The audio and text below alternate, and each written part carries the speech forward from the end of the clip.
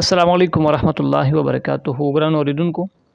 د حضرت مولانا مفتی سردار علي حقانی شهید رحمت الله علیه د مور بیبي جذبات تاسو سره لیک شیر کوم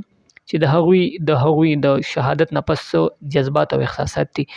دغه باره کې مختصر تر اخره را سره وره کو تر اوسه مو زموږ چینل نه سبسکرایب کړو د خو د اړتیا معلوماتو لپاره زموږ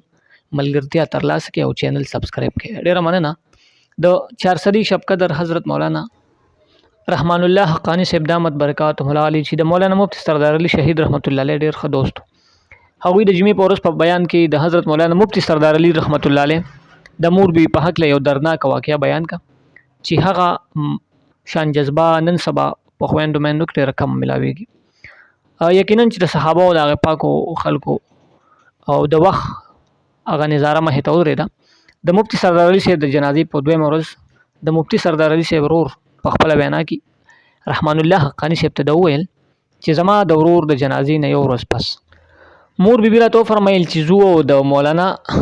شهید سردار علي صاحب رحمت الله علیه قبر لمه بوزه مور می په موټر سایکل کینو روانو پلار می مور له دلاسي ور کولې چې مور دا پکې راځي او د الله د طرف چې کوم فیصله د پي صبر کو او دا قسمه خبرې مې کولې په خپل مې زړه ډېر خپو هو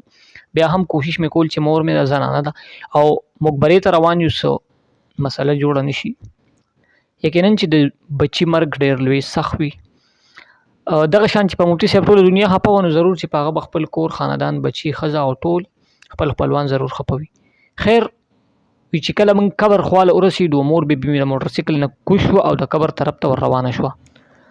او قبر سره دا وی چې بچی تا خو په زمانه کولم چې مقبرو ته مزه ځکه زنانه مقبرو ته نزي خو نن زموږ مقبرې ته نیم راغلی صرف او صرف ستا د نوي کور مبارک روان دی او نوي ژوند نوي کور دی مبارک شه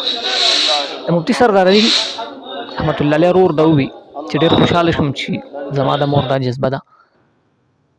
حضرت مولانا رحمان الله حقانی صاحب د علماء دیوبند په شان خبرې وکړي او همدا یې ویل چې په نن وخت کې تاسو ته د عقیدې خلک د مضبوطی عقیدې خلک د قربانو خلک ملاويږي هغه علماء دیوبند دي د علماء قدر کوي د ستورو ټي وي خیبر پختونخوا